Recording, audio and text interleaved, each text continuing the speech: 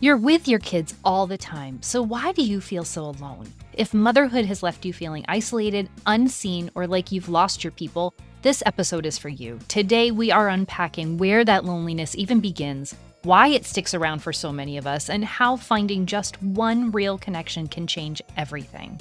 Welcome to Mom's Guide to Finding Herself, where we share stories of side hustles and surviving while parenting young children. I'm your host, Krissy Bold. Let's make motherhood less lonely and help you find joy in being you again. Let me take you back to a familiar scene. I'm in the kitchen. I'm holding my baby, pacing while he refuses to nap. My sweatshirt is crusty. I smell like who knows what. The house is a mess. The toddler's in the back screaming, and I'm scrolling on Instagram with one hand, wondering, why do I feel so disconnected? Even though I'm never actually alone. I had no plans. No one was coming over. We had nowhere to go because it was January and my baby was born in November, and we were still in the thick of a really bad cold and flu season.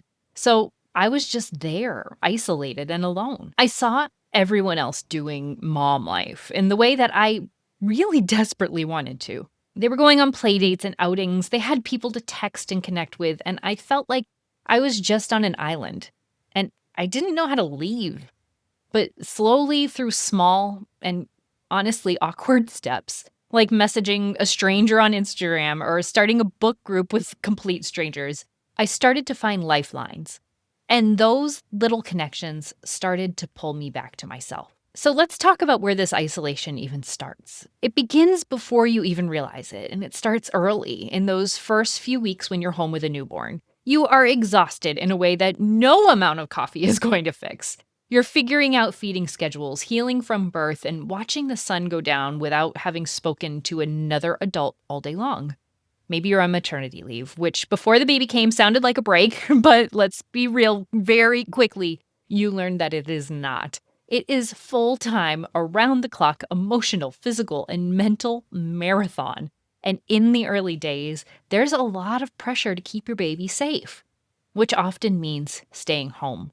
Especially during cold and flu season, or when your baby has a reflux or colic, or when leaving the house feels impossible. You tell yourself, this is just for now, but just for now turns into months. And for some of us, those early isolation habits, staying in, not reaching out, well, they just kind of stick. And before we know it, a few months turns into a few years, and we still feel like we're doing it all alone.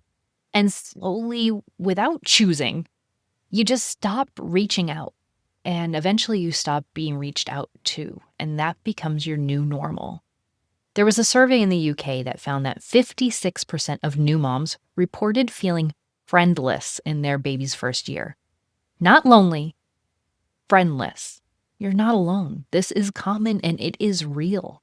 So why does motherhood feel so isolating? Well, because you're always needed, but you're rarely seen. There's multiple layers to this. There's your physical isolation, whether you're home on leave or choosing to stay home, your adult interactions vanish basically overnight. And then there's the emotional invisibility. You're constantly pouring into others, but who's pouring into you? You have an identity shift. The you that you were before kids feels so far away. Your conversations shift. Your thoughts revolve around naps and diapers and logistics, and you go from being someone with a career or a hobby or a life to someone who is needed 24/7 and often only seen through the lens of what you do for others. And then your friendships might start to drift. Some of the friends who used to be your people before might not understand your life now, and then the other ones, or maybe making new ones, well, keeping those connections or creating new connections is really hard when you can't even finish a sentence without being interrupted. Even if you're doing all the things, like going to play dates and baby groups or showing up online, you can still feel totally alone. But it's not just loneliness. It's resentment that no one seems to ask how you're doing, not just the baby, but you. Or feeling like you've disappeared, or watching your joy slowly erode away. Not in like this one dramatic moment where something happens, but like piece by piece. And you start to think, why even bother trying again? Because the energy that it takes to connect just feels like one more thing on your plate. And before you know it, it's been months or even years since you've had those connections and had those friendships because you never got back into it. According to a Cigna US Loneliness Index, 61% of moms with children under 18 reported feeling lonely often or always. And loneliness isn't just emotional, it is tied to higher rates of anxiety, depression, or even physical health risks. So this isn't about being dramatic.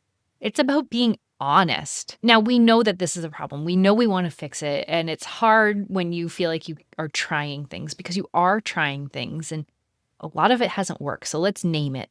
You have tried and it didn't stick. You joined the mom group, but the small talk was draining. You texted someone, but they didn't get back to you. You went to the story time, but you felt more alone than before you went in. The problem isn't you. It's that most connection opportunities are noisy or kid-focused or superficial. You are craving depth, but everything around you is designed for survival mode small talk. So let's reframe it. Community doesn't have to mean a huge circle or a mom squad. I mean one person, two people, a group chat that feels safe, a book club that talks about the book, but also life. A connection with someone who asks, how are you really? Real community can be that one friend who checks in, or people who share your values, even if they don't share your zip code. An Instagram DM that turns into voice notes and memes and Me Too replies. Safe spaces where you can say, I'm not okay, and not feel judged. People who remind you that you matter beyond your role as mom. Because we know the research shows that close, meaningful relationships, not how many, but just how real, are the biggest predictor of lifelong well-being. So how do we start finding our people? Gently. Start small. Comment on a post. Message someone you admire. Let it be awkward. It's okay. That first DM you send might be the start of something real. Share something vulnerable. Comment with depth. You'd be shocked how many moms are just waiting for someone to go first. Create low-pressure spaces. Invite someone on a walk. Start a bring your coffee morning. These kinds of invitations can open up the door. Use technology with intention.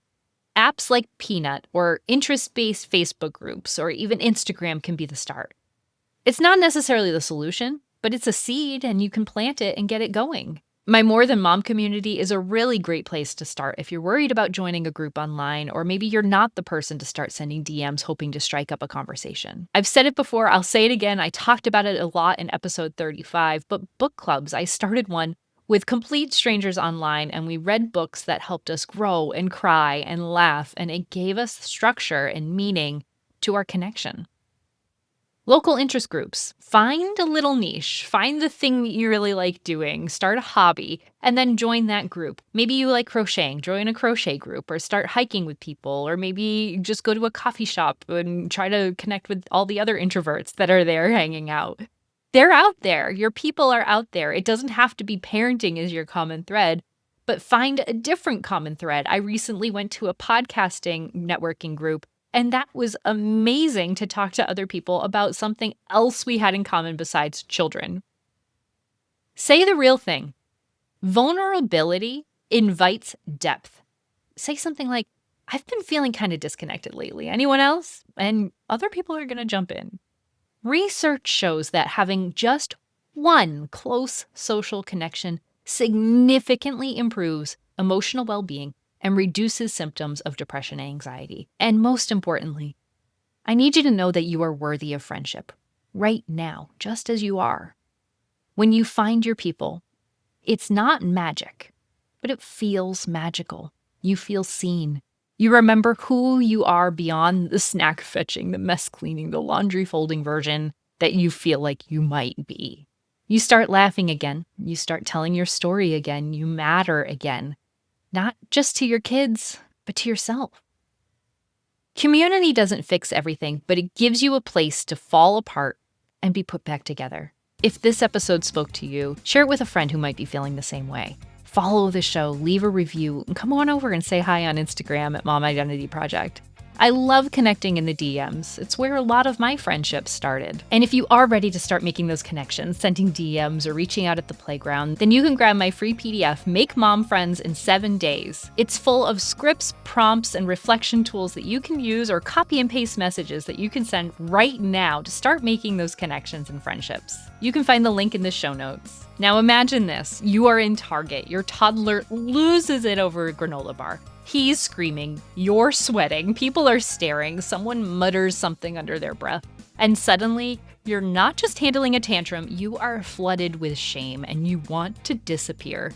If this sounds familiar, you'll want to stick around for the next episode, because we are diving into why our kids' behavior can make us feel so judged, where that shame comes from, and how to shift out of spiraling and back into connection.